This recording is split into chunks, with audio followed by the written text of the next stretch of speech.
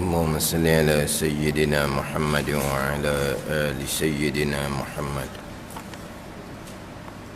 أعوذ بالله من الشيطان الرجيم. بسم الله الرحمن الرحيم. الحمد لله رب العالمين، والصلاة والسلام على سيد المرسلين وعلى آله وصحبه أجمعين. رب اشرح لي صدري ويسر لي أمري واحلل عقدة من لساني يفقه قولي. سبحانك لا علم لنا إلا ما علمتنا إنك أنت العليم الحكيم. ولا حول ولا قوة إلا بالله العلي العظيم. Kitab Faridatul Faraid, muka surat 8, baris yang ke-9 daripada bawah. Muka surat 8, baris ke-9 daripada bawah. Qala al-muallifu rahimahullahu ta'ala wa nafa'ana bi'ulumihi amin.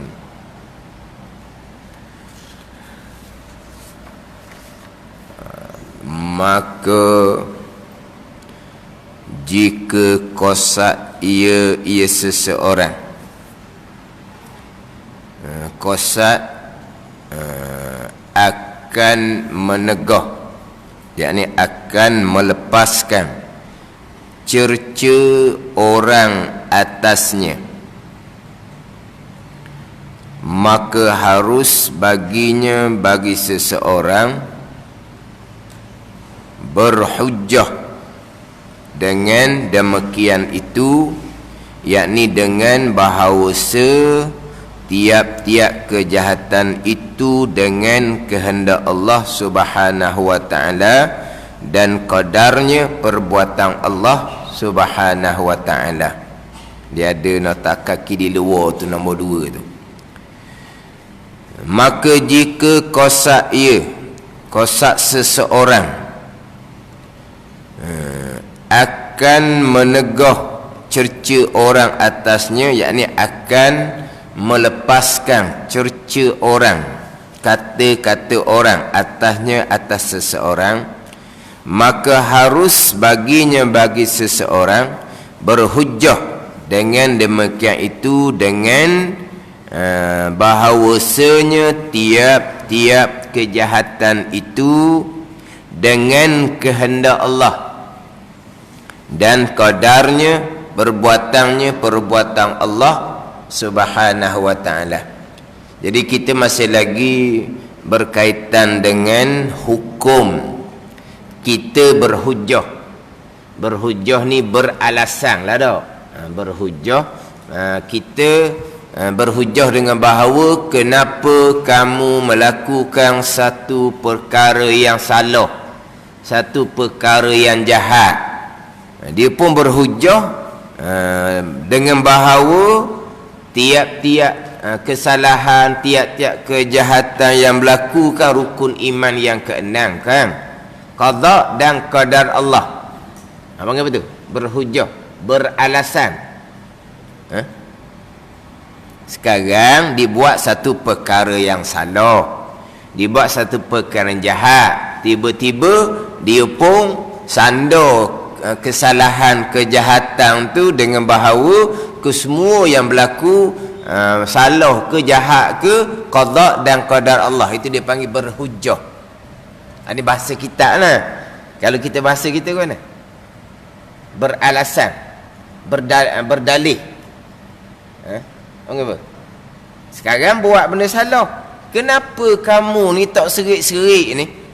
Masa lagi buat benda yang salah ni, berapa kali dah orang marah, berapa kali dah kena takak, kenapa kamu masih lagi buat benda salah ni?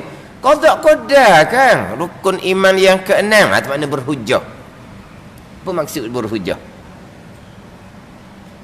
Kita berhujah ni berdebat tau. Dia hujah kita hujah dia. Bukan berhujah gitu. Maksudnya apabila orang tegur kesalahan, kejahatan dilakukan, dia pun letak kepada rukun iman yang keenam. Kan kau tak kodarkan perkara jahat ni. Dia panggil berhujah.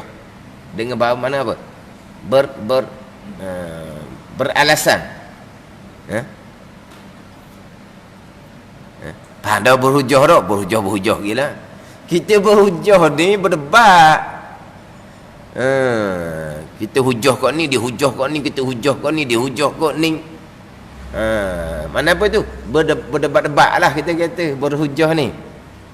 Ni tak ngerti berhujah, tetapi bila dibuat satu kesalahan, walaupun tak ada orang tanya pun, dia cakap sendiri je. Saya ni pesen ni jadi banyak benda-benda hok tak baik saya buat ni, qada ni. Mana tak ada orang soal apa-apa pun dia. Tak ada orang tekan apa-apa pun dia. Tak ada orang marah apa-apa pun ke dia. Dia tengok, orang tengok ke dia buat benda salah tu. Tengok-tengok apa? Benda ni benda salah. Salah pun qada ni. Gitu. Mana berhujah ni apabila orang tekan kita, kita pun pelepah diri. Orang pelepah diri tau.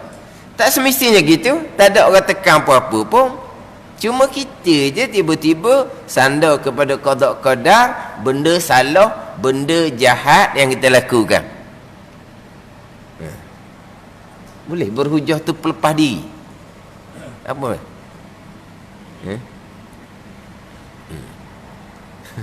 Mana sekolah? Dahlah bahasa standard sikit lah. Kita ni live ni. Kita ni live ni. Berhujah. Mana berdalih.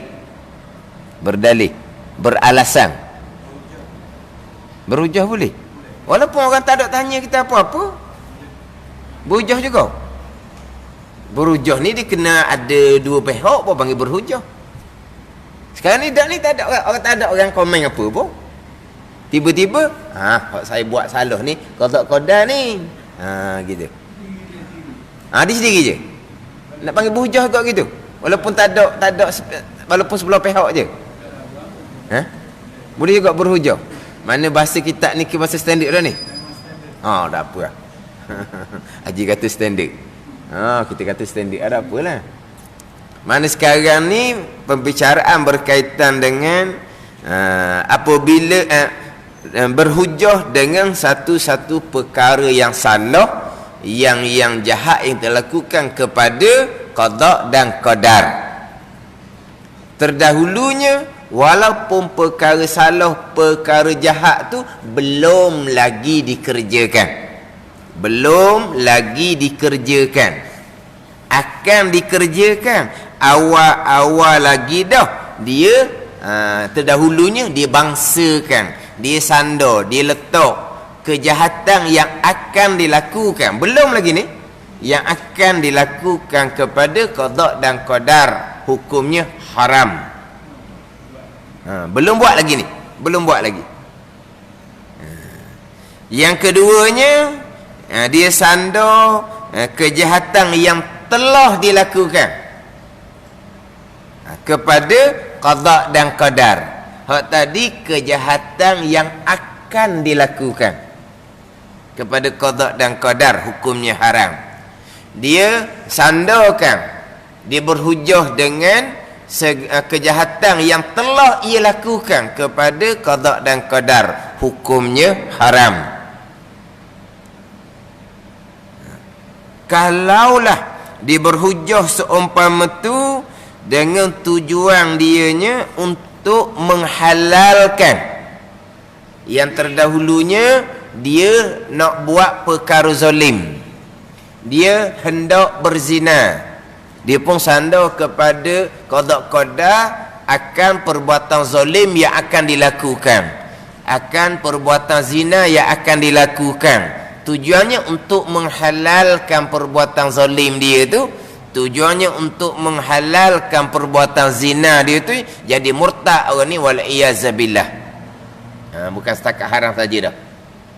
Ataupun yang tidak dinyatakan dalam kitab kita ni, dia sandar perbuatan jahat kepada qada qadar, tujuan untuk menghina Allah.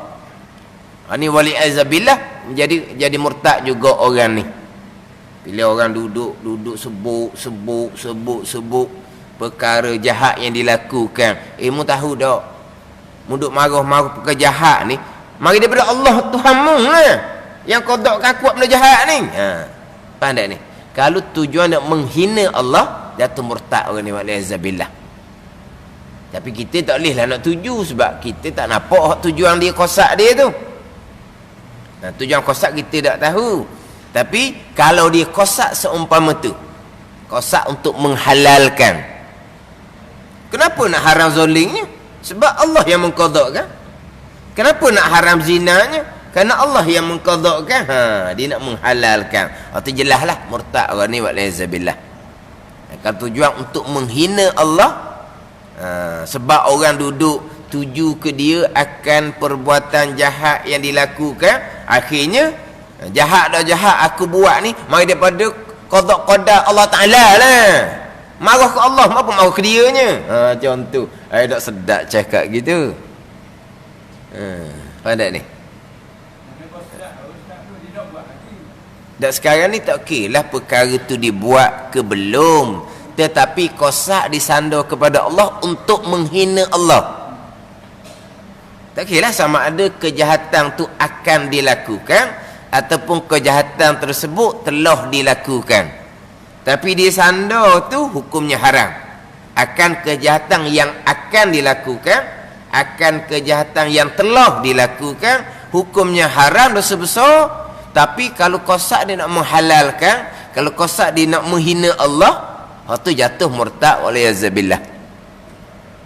Mai duduk marah ke dia perkara jahat ni. Marah ke Allah ni. Allah yang mengqadakkan saya jadi jahat ni, bukan saya nak pun. Faham tak ni? Hak kata haram dosa besar ni, dia semata-mata sandar. Dia bukan tujuan nak menghalalkan, dia bukan tujuan nak menghina Allah Subhanahu wa ta'ala.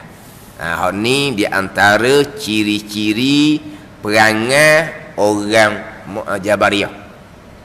Pok Jabariyah dia biasa perangai dia seumpama ni lah. Tapi kita taklah kata orang yang sandar ni Jabariyah, tapi di antara perangai. Sebab bab Jabariyah ni bukan masalah perkara jahat. Bab Jabariyah ni dia tidak berpegang hamba ada pilihan dan hamba ada perbuatan. Mana tak ada Tuhan belakamu Tuhan, lepas tu dia bercakap lah, hak jahat ni Tuhan ni. Ni biasa perangai dia. Tapi apabila orang yang menyandar perbuatan jahat kepada Allah, kita nak kata dia Jabariyah, tak boleh nak kata lagi. Tapi di antara perangai, berahi sandar perkara yang buruk kepada qada dan qadar Allah. Ni adalah pernah berlaku seumpama ni. Orang ni cakap lah, budak-budak muda sekarang, dia duk cakap sama-sama orang tua ni lah, macam mana kita nak perbetulkan anak-anak muda sekarang ni. Anak-anak muda sekarang ni dak anak kita, anak beranak kita, dak anak beranak kita, anak jiran tetangga kita, anak ahli qaryah kita. Jadi macam mana kita nak hadapi pokok muda ni? Bunyilah suara ya haji, qada Allah. Dia bunyi. Orang tak lagi ke dia. Lepas tu dia cakap lagi ni hak bab sosial budak-budak muda ni ya. Dia tak tapi dah dia dalam tu qada Allah. Ni. Hak jenis peseng ngaji mu Tuhan ni. Ni hak peseng Jabariyah. Orang dia cakap hak ikhtiar usaha. Kita orang tua ni kena ambil tanggungjawab lah dengan apa yang berlaku ni. Macam mana dia tak ada kemukakan macam mana jalan. Qada Allah dia bunyi. 3-4 kali berkeling. Qada Allah, qada aku lepas sekali kan qada Allah juga lagi ya. Tengok marah dia orang lah. Kalau kawan tu lepas sungguh, ping lepas. Kenapa? Qada Allah. Boleh? Maknanya ni puk pasal Jabariyah nak mu Tuhan ni. Orang cerita bab ikhtiar usaha. Satu dah. Yang kedua pula, ini perkara yang salah. Tak boleh sandar pada qada dan qadar. Ni sebuah percakapan. Ni kata, lepas tu di antara perangai Jabariyah, dia suka menyandar perkara jahat kepada qada Allah Subhanahu wa ta'ala. Dan saya pernah sebut sebelum ni, hak menyandar perbuatan jahat kepada qada Allah ni Azazil lah. Qala rabbi bima aghwaytani la uzayyinanna lahum fil ard wa la ughwiyannahum ajma'ina illa ibadaka minhumul mukhlasin. Qala rabbi bima aghwaytani, kata Azazil, ya Tuhanku, oleh kerana engkau telah memutuskan aku sesat. Sesat dia tu Allah lah yang memutuskan. Ni qala rabbi bima aghwaytani, kata iblis Azazil, ya Tuhanku, oleh kerana engkau telah memutuskan aku sesat, engkau telah menjadikan aku sesat, aku akan menghiasi akan mereka yang ada di muka bumi, akan menghiasi macam mana ni? Menghiasi ni, kalau hak baik dia pusing jadi nampak tak baik. Kalau hak tak baik dia solek jadi macam comel je, kenang je tengok. Pada ni, kenapa orang ni benda baik dia nampak tak suka, dia nampak tak baik? Kenapa orang ni benda tu salah tu, apa dia suka, dia nampak baik? Pada ni gimana? Hak ni tengok cucu dia pakai ketat, hak ni pakai tudung pakai ketat tak lepas ni. Seorang lagi pula kata bapanya biarlah budak-budak. Seorang lagi tu, dia ada dua orang situ. Hak seorang tu dah berkenan. Hak seorang tu. Hak seorang lagi tu, alah punya pakai ketat gitu tak boleh tu. Hak seorang ni. Hak seorang ni kata bapanya budak-budak muda, biarlah. Ada ni. Jadi hak seorang tu tak mau ceritalah. Hak seorang tu hak alik mana, ayah haji ke majid mau ceritalah. Tapi haji belakalah ni. Dulu haji lah ni. Hak tu tak berkenang lah. Uduh sangat pakar seumpama tu. Pakai tudung comel dah. Lepas tu kenapa pakai ketat? Tak suka. Sebab apa? Sebab dia pandang benda tu benda salah. Dan seorang lagi ni, dia pandang benda tu okey je. Kenapanya? Tengok. Kenapa jadi pandangan berbeza? Kenapa pandangan berbeza? Sebab tadilah setan akan memperhiasi. Setan akan dia tu. Hak baik dia rasa macam panahnya, tengok pakai labuh gitu. Tak panas ke? Tengok. Dia tengok orang pakai labuh ni panas panas dah. Bukan. Panas dah. Dia tengok panas dia tak pakai tapi dia rasa macam panas je tubuh dia. Ada ni. Dia rasa tak kenang. Tiba-tiba perkara tu perkara salah, dia kira okey je. Ni syaitan akan menghiasi, dan syaitan kata dia akan menyesatkan sekalian melainkan hamba engkau ya Allah yang telah engkau sucikan. Ni melainkan hamba engkau Allah yang telah disucikan oleh Allah Subhanahu wa ta'ala. Tapi iblis sandar pada siapa kesesatan dia? Allah Ta'ala. Ni perangai iblis ni. Sandar kejahatan dia kepada Allah Subhanahu wa ta'ala. Tapi iblis ni ada orang ustaz lah kata, iblis ni kurang-kurang dia tahu juga perkara jahat tu qada Allah. Memang dia tahu, dia orang berilmu, orang alim. Azazil ni orang alim, orang berilmu. Memang dia tahu itu qada Allah. Tapi dia sandar, waktu salah dianya, dia tahu. Tapi macam mana pula kita semayang bang dok tinggal, tak tahu puak jahat tu qada Allah. Iblis ni berilmu, tapi dia jadi sesat. Jadi sejahat-jahat makhluk. Sejahat-jahat makhluk. Samalah juga macam manusia. Sama macam manusia. Apabila berilmu tapi jadi jahat, Sejahat-jahat manusia, bukan orang jahil yang paling jahat. Khiyarun nas khiyarul ulama, sebaik-baik manusia orang berilmu yang baik. Wa syararun nas syararul ulama, sejahat-jahat manusia adalah orang berilmu yang jahat. Pada ni bukan orang jahil yang sejahat-jahat manusia. Orang jahil itu jahat lah, tapi sejahat-jahat manusia orang berilmu yang jahat. Mana iblis ni memang dia berilmu, tapi jadi sejahat-jahat makhluk Allah Subhanahu wa ta'ala. Tapi macam mana dengan orang yang semayang bang dok tinggal, dok tahu-tahu pun perkara jahat, qada dan qadar Allah. Nak kira mana pula? Hak iblis ni, hak ni tak kira dah ni. Ni memang hak sesat dah, jelas dah ni. Hak semayang bang dok tinggal, perkara jahat qada Allah, kejut. Jadi pasal mana pula begitu?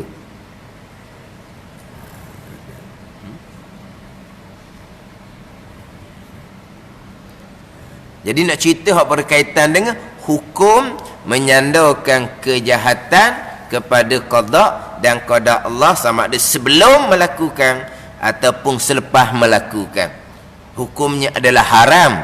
Contoh terdahulunya, kenapakah dia sandar perbuatan jahat kepada qada Allah? Di antara sebabnya, contoh ni, di antara sebabnya adalah dia nak melepaskan daripada hudud dan takzir.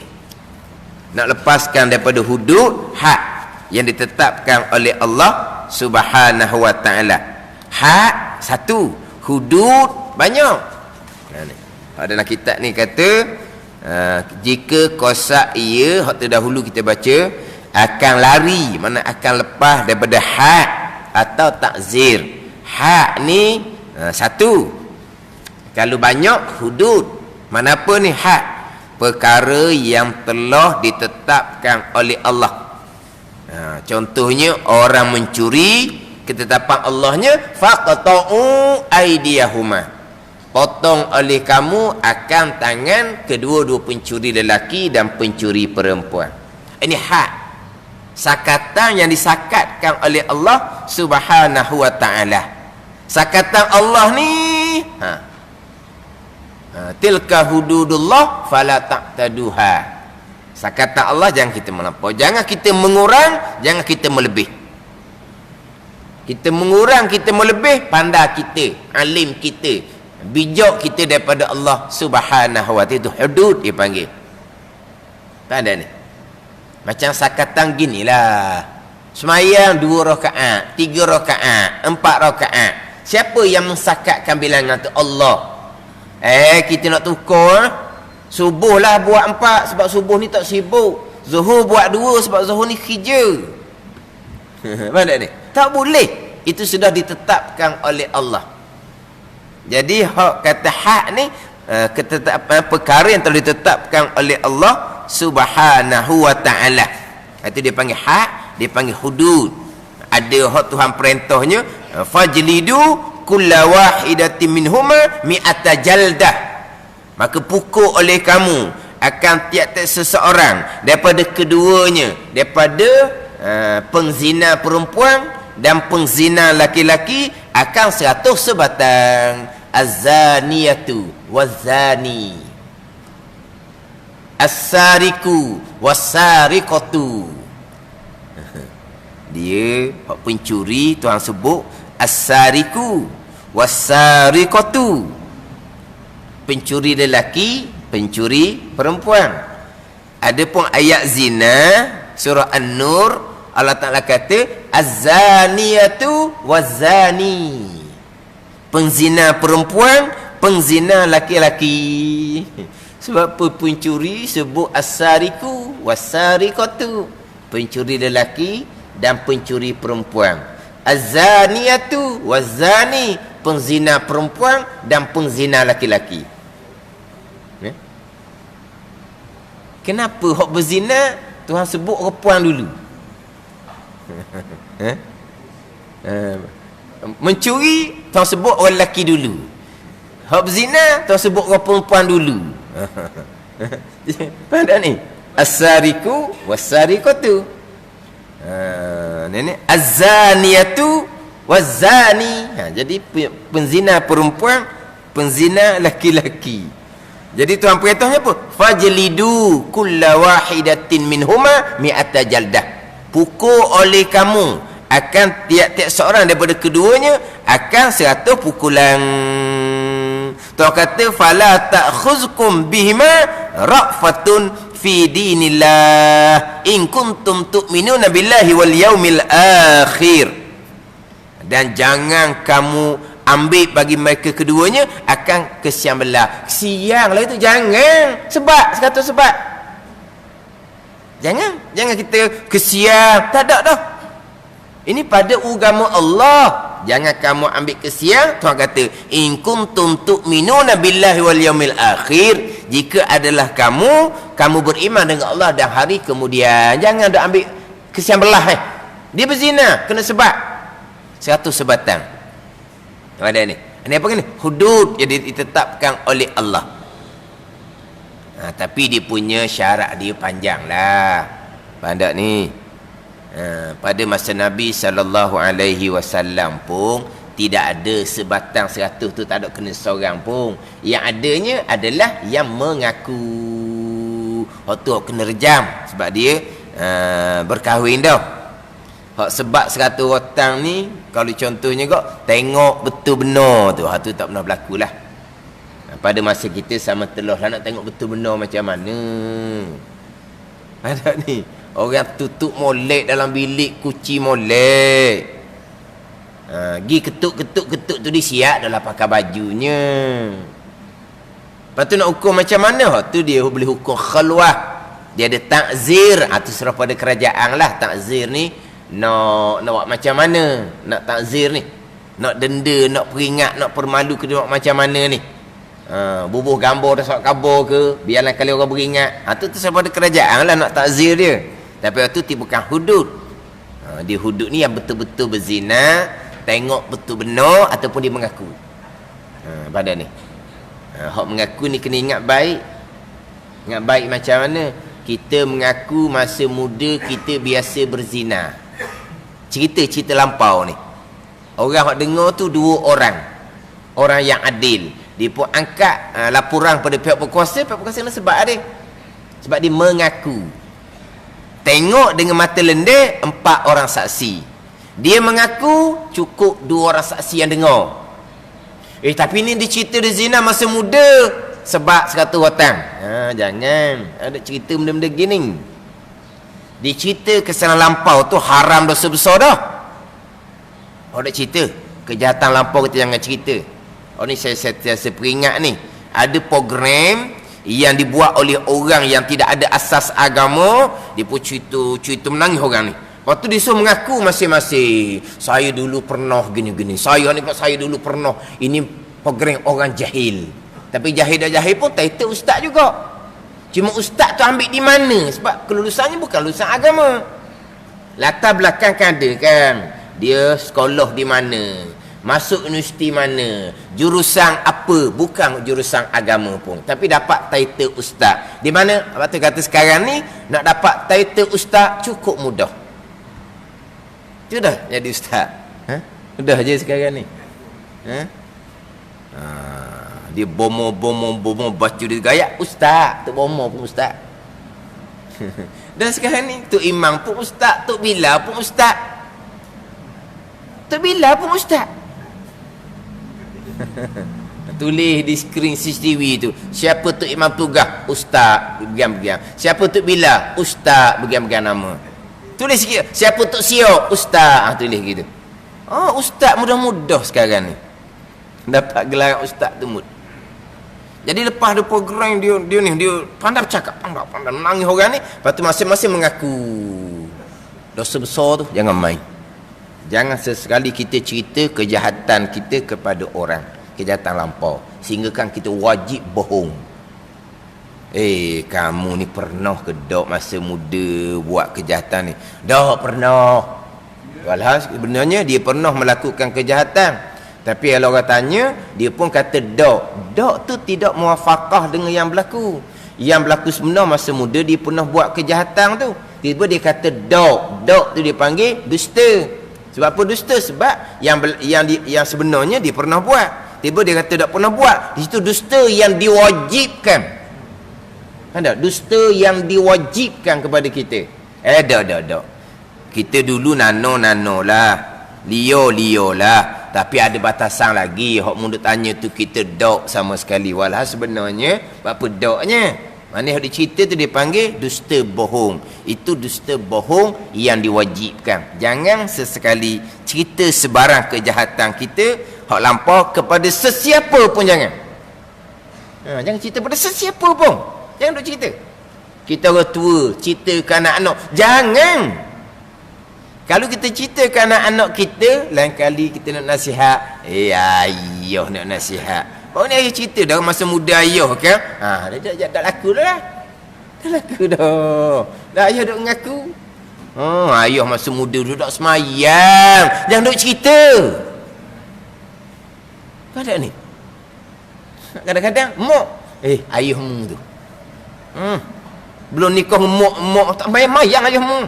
Lepas nikah ngemok tu pun bukannya mudah nak suruh semayang. Dengan anak-anak kerah, tak mau semayang kok marah, tak mau semayang kok nak hukum. Dia dah ingat dia dulu guana, tak semayang juga dia pun. Mok ni pulak dah. Apa benda lah kerjaan. Ada ni. Jangan nak cerita tu. Jadi kalau ceritalah ayahmu masa duduk semayang, jadi ayah nak tegah semayang ni, anak jadi padahal tu kesalahan lampau dia sudah bertaubat dengan Allah. Dia tak maulah anak dia buat benda hak sama. Faham tak ni? Tapi bila mak tu cerita gitu, jadi apa kata? Tawa. Pandai tawa lah. Lepas tu jangan sesekali. Jadi kalau cerita bab kesalahan hudud ni, pernah berzina, ada 2 saksi cukup. Sebab 100 orang. Jadi dalam bab hak ni ketetapan Allah. Ketetapan Allah subhanahu wa ta'ala. Tapi nak sebab-sebab pun dia ada syarat-syarat dia. Dan sebatang hukum agama ni bukan macam sebab dalam penjara sekarang. Sebab penjara sekarang hak kata 2 sebab, 5 sebab, 10 sebab tu, sesebatang tu cabut ngedaging-daging. Ada ni sebulan 2 bulan kena tidur negat, tak boleh tidur melentang. Faham ni? Sembuh sikit punggung, dia bagi pula cabut daging. Faham tak? Ni sebatang biasa je. Tak boleh angkat tinggi. Kira-kira kalau orang tu putih jadi merah lah kulit dianya. Bukan sebab macam dalam penjara tu. Sebab dalam penjara tu kali kalau buat serentak boleh 2, 3, 4, 5 sebatang serentak mati bang kali. Cuba tanya orang masuk penjara lah. Dia kata kena sekali itu memang kalau kita kata kok terberok terkencing lah, kita kata kok terberok terkencing. Ni bukan sebatang agama, bukan seumpama tu. Tapi nak sebab ni dia punya syarat-syarat dia banyak lah. Agama bukan menghukum, agama untuk mendidik. Faham tak ni? Tapi dalam bab hukum had agama, kita jangan pertikai lah. Itu had ketetapan dari kesakatan yang disakatkan oleh Allah subhanahu wa ta'ala. Jadi dia menyandar perkara jahat kerana lepas. Kenapa kamu mencuri? Kerana takdir Allah. Itu. Kenapa kamu mencuri? Kerana takdir Allah. Qadallahu alayya, telah mengqada oleh Ta'ala atas aku pada mencuri tu. Ini pernah berlaku pada masa pemerintahan Khalifah Sayyidina Umar radhiyallahu anhu. Jadi Sayyidina Umar ni tanya pencuri ni, kenapa kamu mencuri? Kenapa kamu mencuri? Dia pun jawab, mudah je. Qadallahu alayya, Allah yang mengqadakan atas aku. Maka Sayyidina Umar radhiyallahu anhu perintah kerat tangan, serta Sayyidina Umar perintah supaya sebab dengan hutang lah, bukan sebab orang kata dalam penjara tu. Maka sahabat pun tanyalah Sayyidina Umar. Jadi hukum hak ni, agama hanya perintah faqta'u aydiyahuma. Agama perintah kerat tangan. Kenapa jadi tambah kepada sebab pula? Pada ni Sayyidina Umar pun jawab, kerat tangan kerana mencuri, sebab kerana dusta atas Allah subhanahu wa ta'ala, kerana menyandar mencuri itu kepada qada. Itu. Jadi bukan saya nama tambah ni. Saya nama sebab bukan kerana mencuri. Kerana mencuri kerat tangan. Hak saya nama sebab kerana dia dusta atas Allah Subhanahu wa taala dengan bahawa dia menyandarkan mencuri itu kepada qada. Faham tak ni? Jadi kalaulah contoh ni di mahkamah, hakim tanya, "Kenapa kamu membunuh?" "Kerana qada Allah." Hakim suruh dia tubik luar, piak dulu sekali. Potong. Tapi tak ada lah ninya. Kalau kita kena takzir dahulu, kena takzir. Itu dia panggil takzir. Sebab apa? Sebab dia dusta atas Allah Subhanahu wa taala. Apa pula panggil dusta? Mencuri, Allah telah qadakkan atas dia mencuri. Dusta apa? Memang begitulah sebenar-benarnya. Kenapa panggil dusta? Faham tak ni? Dusta sebagaimana dalam ayat Al-Quran Allah Ta'ala berfirman, "Sayaqulul ladzina asyraku law sya'allahu ma asyrakna wala abauna wala harramna min syai'in kadzalika kazzabal ladzina min qablihim." Tuhan kata, Tuhan kata ke Nabi kita, lagi akan berkata mereka yang menyekutukan, lagi akan berkata oleh yang menyekutukan akan Allah Subhanahu wa taala. Kata mana? Dia kata, jikalau Allah Ta'ala tidak menghendaki kami menyekutukan Allah, nescaya kami tidak akan menyekutukan Allah. Jikalau Allah menghendaki bapa-bapa kami menyekutukan Allah, nescaya bapa-bapa kami tidak akan menyekutukan Allah. Jadi dia menyekutukan Allah ni Allah yang tentukan, Allah yang kehendak. Bapa-bapa dia menyekutukan Allah dengan sembah berhala, kerana apa? Kerana Allah yang kehendak. Dan jika Allah menghendaki kami ni mengharamkan akan sesuatu, nescaya kami akan mengharamkan akan sesuatu. Tuhan kata kau ni, kadzalika kadzdzabal ladzina min qablihim. Demikianlah pendustaan yang dilakukan oleh golongan-golongan sebelum daripada golongan syirik pada masa Nabi sallallahu alaihi wasallam. Tuhan kata pendustaan. Hak dia kata tu, kalau Allah Ta'ala tidak menghendaki kami menyekutukan Allah, kami tidaklah menyekutukan Allah. Jikalau Allah tidak menghendaki datuk-datuk kami menyekutukan Allah, datuk-datuk kami, bapa-bapa kami pun tidak menyekutukan Allah. Jikalau Allah tidak menghendaki kami mengharamkan suatu perkara yang halal, maka kami tidak akan mengharamkan suatu perkara yang halal.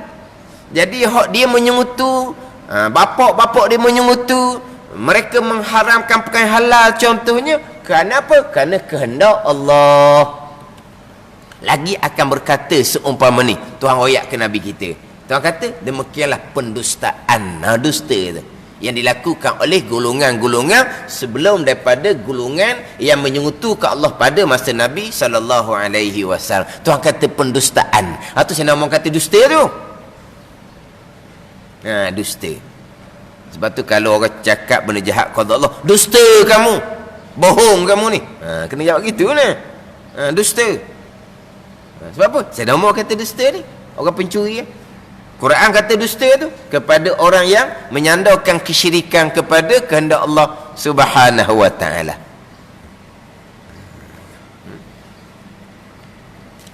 Itu kalau lepas daripada hukuman. Hak ni pernah berlaku lah. Dia ialah mengaji balik, ajarkan anak, baik jahat ni, ajarkan anak ni akalang. Tak apa tu, kena hak salah hak dibuat selama kini qada Allah juga kena-kenanya. Sampai masa dia buat salah sungguh, mak pun nak hukum. Baru ni mak royak dah perkara baik jahat qada Allah. Jadi saya buat salah ni qada Allah, kan mak nak hukum. Jadi mak ni pun ilmu sekerat, ilmu tak masuk molek, metoh lagi. Tak jadi nak hukum mak ni pun. Dah lah dia mengaji, baguslah dia balik, dia pun ceritalah anak dia baik jahat qada Allah. Dia dah ceritalah pula adab percakapan, dia dah cerita. Dia hanya cerita baik jahat hak rukun iman yang ke-6. Jadi anak ni kata, kalau kita tak apalah, kali kalau dia buat salah, kalau mak dia nak hukum, apa mak nak hukum? Baru ni mak beritahu dah kan, baik buruk, baik jahat kan qada Allah kan. Jadi saya buat salah ni qada Allah, kenapa mak nak hukum saya atas kesalahan saya yang qada Allah? Tak jadi mak senyap. Tu mari tanya pula ustaz, Oh, saya baru ni gini. Lepas tu saya nak hukum dia sandar kepada qada nak guna. Jadi kata kena 2 kali hukum. Yang pertama hukum kerana dia buat salah. Umur dia cukup dah 10 tahun. Yang kedua hukum kerana dia menyandarkan kesalahan kepada qada Allah. Macam saya umur tadilah, kat tangan kerana mencuri. Pukul dengan cemeti itu kerana dia dusta kepada Allah, kerana menyandar perbuatan mencuri kepada qada Allah. Sekarang ni kena 2 kali hukum lah kata. Hukum yang pertama kerana dia buat salah, cukup umur dah dia ni. Hukum yang kedua, dia buat salah. Yang kedua pula kerana menyandar kesalahan kepada qada Allah. Tapi kenapa anak tu sandar pada qada Allah? Sebab mak ajar tak cukup. Mak ajar tak cukup. Dia ajar pegangan sahaja. Adab percakapan mak tak ajar. Kena ajarlah adab percakapan. Kalau sandar kepada qada Allah perkara salah, ni kena hukum lain ni. Kau yang lidah. Buat salah kena hukum macam biasalah. Tapi kalau buat salah sandar pada qada Allah, ni salah yang kedua ni, salah baru ni. Salah asing ni kena tambah hukuman pula kerana sandar kepada qada Allah. Barulah tak berani nak sandar pada qada Allah. Samalah contoh ni, dia jadi bos orang. Jadi apa dia jadi bos ni, anak-anak buah ni buat benda hak kerjaan tak betul lah. Kerjaan tak betul. Bos pun marah. Nak kerana bos hari ni hasilan sikit ni qada Allah. Dan Allah Ta'ala qada sikit-sikit lah. Walau sikit tu kerana dia kerja tak molek. Dia kerja tu kerja culah orang panggil. Tain keluar pergi minum air, lama mana baru masuk semula. Jadi hasilan kerja dia tak seperti orang lain. Bila bos tegur dia, qada Allah. Bos ni punya qada Allah, senyaklah bos ni, bos jahil. Senyaklah. Dah qada Allah, nak kata mana? Lepas belajar, kalau gitu kena 2 kali marah. 2 kali marah lah. Marah yang pertama kerana kerja tak betul. Marah yang kedua kerana dia sandar kerja tak betul kepada qada Allah. Kena buah dah reti. Kena gorengkan anak buah. Qada Allah bohei. Dia sandar kepada qada Allah, kerjaan dia kerjaan yang tak betul, tak amanah orang panggil. Jangan sandar kepada qada Allah perkara yang buruk. Kan? Hak tu kalau nak lepas daripada hukuman. Maka jika kuasai akan menegah, melepaskan cerca orang atasnya, maka harus baginya bagi seseorang berhujah dengan demikian itu, dengan bahawa tiap-tiap kejahatan itu dengan kehendak Allah Ta'ala dan qadarnya perbuatan Allah. Ini nak elok cerca. Jadi kita memanglah dulu-dulu ni kita jadi banyaklah kesalahan kitanya. Contohnya dahulunya kita mengekali jahil fardu ain, dosa besar. Malaikat catat dosa besar setiap saat. Terbuka hati nak belajar ni kemudian dah tua-tua. Bila kemudian dah ni nak belajar, tak sama dah lah. Ada ni. Dengan tubuhnya letih, dengan matanya nak tidur, dengan otak pun penat dah, gang pun tak ada dah di otaknya. Contoh macam-macam lah dah jadinya. Jadi mengaji ni kok tak sama dengan orang hok muda, payah nak faham. Contohnya lah, lepas tu orang pun katalah dah tak pun tua-tua baru nak belajar. Belajar dah bahasa muda-muda. Ni. Padahal dia sudah bertaubah dengan Allah. Mana taubahnya? Dia menyesal kerana dahulu tinggal belajar fardu ain yang wajib ijma' ulama'. Tinggal belajar fardu ain itu dah sebesar. Dia menyesal sangat-sangat dah. Rukun taubah yang kedua, sekarang ni dia tak tinggal dah belajar fardu ain. Rukun taubah yang ketiganya, azam pula di hati tak ambuh dah tinggal belajar fardu ain. Tu cukuplah rukun taubah. Tiba-tiba dah ukip apa lagi hak kesalahan lampau. Ni muda-muda tak belajar. Dia pun jawablah, nak buat mana masa dulu-dulu tu jahil tu qada Allah. Tujuan apa ni? Tujuan nak lepas daripada orang kata ke dia. Itu dia haruskan. Sekarang tu saja. Dia haruskan. Kalau orang masih lagi mengungkit kesalahan lampau yang ia telah bertaubat kepada Allah. Jadi untuk mengelak ungkitan orang, bangkitan orang, qada Allah. Di sana. Itu diharuskan. Kena cermat sikitlah di sini. Untuk elok daripada orang kata. Itu diharuskan. Sebagaimana antara dialog antara Nabi Adam dengan Nabi Musa alaihi wassalam. Nabi Musa dia pertikailah berkaitan dengan makan wa khuldi. Maka Nabi Adam pun kata, asalumuni ala amrin qadarallahu alayya, adakah kamu nak cerca akan daku atas perkara yang telah ditakdirkan oleh Taala atasku? Maka wa khuldi takdir Allah, kan kamu nak cerca apa lagi? Pada ni macam mana Nabi Adam AS menyandarkan kesalahan makan wa khuldi kepada takdir Allah? Sebab Nabi Adam sudah bertaubat. Kenapa masih lagi nak persoalkan kenapa kamu makan wa khuldi? Itu Nabi Musa AS. Nabi Adam AS pun jawablah, adakah kamu nak cerca atas pekerjaan yang telah mentakdirkan oleh Allah Ta'ala akan atas aku, iaitu makan wa khuldi. Apa itu? Sandar pada qada Allah untuk melepaskan daripada cercaan. Itu diharuskan. Pada ni. Untuk elok cercaan sahaja. Kemudian kalau kita belajar tadi tu, kita belajar apa yang nak dapat ke apa ke, kita ingat baiklah kewajipan kita adalah talabul ilmi. Talabul ilmi faridatun ala kulli muslimin wa muslimah. Tuntut ilmu, kewajipan atas orang Islam lelaki dan orang Islam perempuan. Tuntut ilmu, bukan pandai. Pandai, reti, faham qada Allah. Hak wajib kitanya buat asbab. Apa dia? Belajar. Pegangan kitanya ikhtiar usaha asbab tak boleh bekah. Sebab itulah kalau kita belajar lambat faham, kita sabar. Kalau kita belajar cepat faham, kita bersyukur. Faham molek-molek, reti sungguh-sungguh, datang dia qada Allah. Nak riak, nak ujud, nak takabur dengan kepandaian tu kok jalan mana? Bukan hak kita pun. Itu semua kurniaan daripada Allah, qada Allah Subhanahu wa taala. Kita kena bersyukur. Dan kita kena beramal dengan ilmu Tuhan qadakkan kita faham tu. Ujian besar pula. Sebelum ni kita buat salah alasan tak pandai. Sekarang pandai dah kan?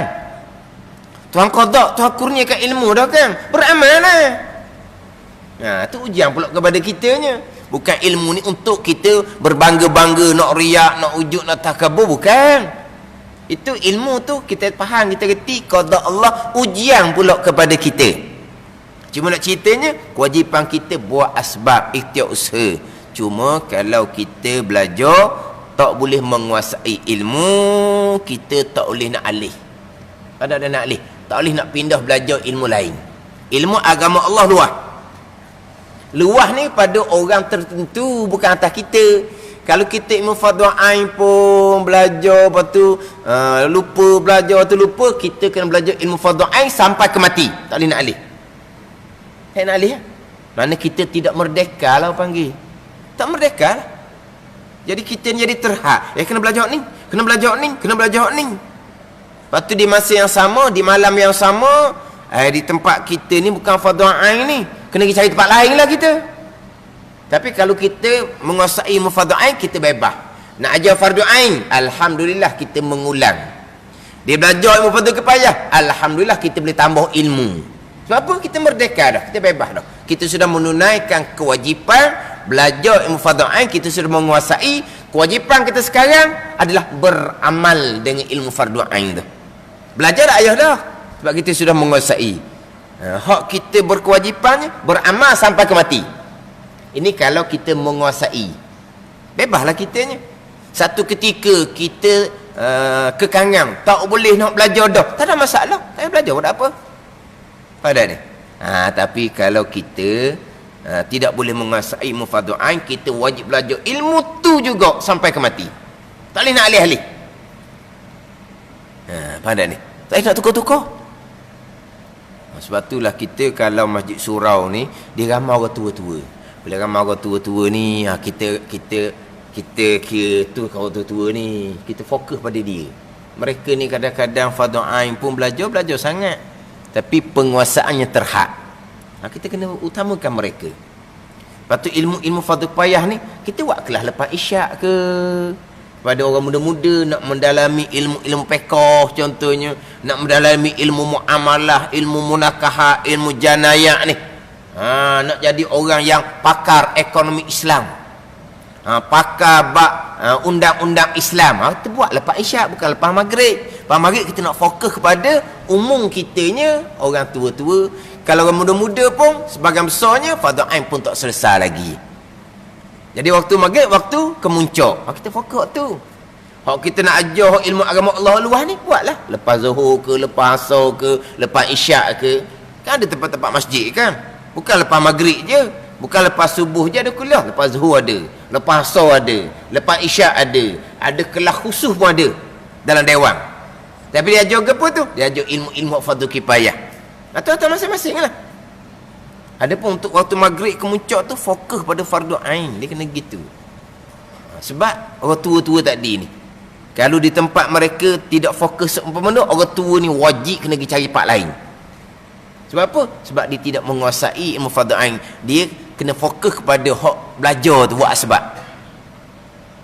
Tapi berdosa tak dia belajar tidak menguasai? Tidak berdosa, tapi janji belajar ilmu fardu ain. Masalahnya apabila tidak menguasai ilmu fardu ain, masalahnya amalan tu lah jadi tak comel. Salah semacam amalan. Orang duk royak semua dalam kelas, di semayang salah semacam. Salah dalam belajar fardu ain dimaafkan, tapi belajar fardu ain apa dah ni? Salah dalam belajar.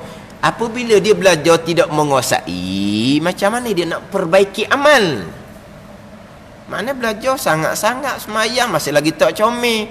Dah dia tak masuk mana, dia kadang-kadang dia tak apa faham gitu je. Maka amalan dia masih lagi salah. Tak boleh diperbaiki sebab dia tidak memahami ilmu yang dia ajar. Mengaji kitab fardu ain sama-sama tapi tak boleh nak menguasai, maka dia tak boleh nak perbaiki. Salah dimaafkan, tapi salah dalam belajar fardu ain. Ini kena betul panggil apa? Tidak merdeka, tidak bebas. Tak macam orang lain. Nak belajar apa pun boleh, dia boleh pergi. Tak boleh belajar pun, tak apalah, tangguh sementara. Tapi nak belajar pula lain kali, mana boleh tak belajar pun. Bagi orang yang sudah menguasai asas ketiga-tiga ilmu tu, tauhid, fiqh, tasawuf, kewajipan kita buat asbab. Hak kita pandai reti tu semua kurniaan qada daripada Allah Subhanahu wa taala. Selesai cerita berkaitan dengan hukum menyandarkan, membangsakan, menisbahkan perkara jahat kepada qada Allah, dan tiada harus baginya redha dengan maksiat. Dan jika ada ia maksiat kehendak oleh Allah Subhanahu wa taala sekalipun, tiada harus baginya redha ni daripada pihak keadaannya ditegah daripadanya, kerana bahawasa redha dengan maksiat itu maksiat pula. Ni pergi kepada bicara redha dengan qada Allah, termasuk qada yang jahat. Dari satu segi haram redha, dari satu segi wajib redha. Ni jadi tajuk lain, tapi masih lagi bicara bab qada maksiat, qada kejahatan. Tapi bicara bab tidak harus redha pada satu segi akan qada maksiat, dari satu segi yang lain wajib redha termasuk qada maksiat. Tapi hak ni pembicaraan sebenar bukan dalam kitab tauhid. Hak ni dalam kitab Penawar Bagi Hati. Saya ada bawa kitab Penawar Bagi Hati tapi tak sempat nak baca lagi, minggu depan insya-Allah.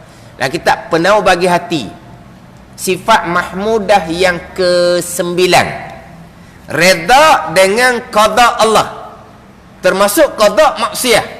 Redha dari sudut mana, haram redha dari sudut mana. Ni hak bicara faridah ni. Faridah ni bukan sebenarnya bukan bicara hak tauhid, ni bicara kitab Penawar Bagi Hati, sifat mahmudah, ketaatan batin, tapi dicerita sini. Apa dah ni? Dan dalam Penawar Bagi Hati ni pun dia akan cerita berkaitan dengan redha dengan qada Allah, qada yang maksiyah. Kalau ada kita pernah berhati, balik baca di rumah dulu muka surat 94 tajuk dianya bab yang ke-9 pada menyatakan redha dengan qada Allah. Itu 94. 95 dimasuklah kepada qada maksiyah, qada kufur, qada maksiyah. Hak mana wajib redha, hak mana haram redha. Ni. Makna hak tu pembicaraan dalam fardu ain tasawuf. Tapi dalam kitab Faridah ni diselit juga sini. Diselit berkaitan dengan tidak harus redha akan qada maksiyah, dan satu sudut yang lain pula wajib redha dengan qada Allah termasuk qada maksiyah. Hak tidak harus redha ni dari sudut mana? Hak wajib redha dari sudut mana? Dua ni dua yang berlawanan. Satu jangan redha, redha haram. Satu wajib redha, tak redha dosa. Pula dah. Perkara yang sama, perkara maksiyah.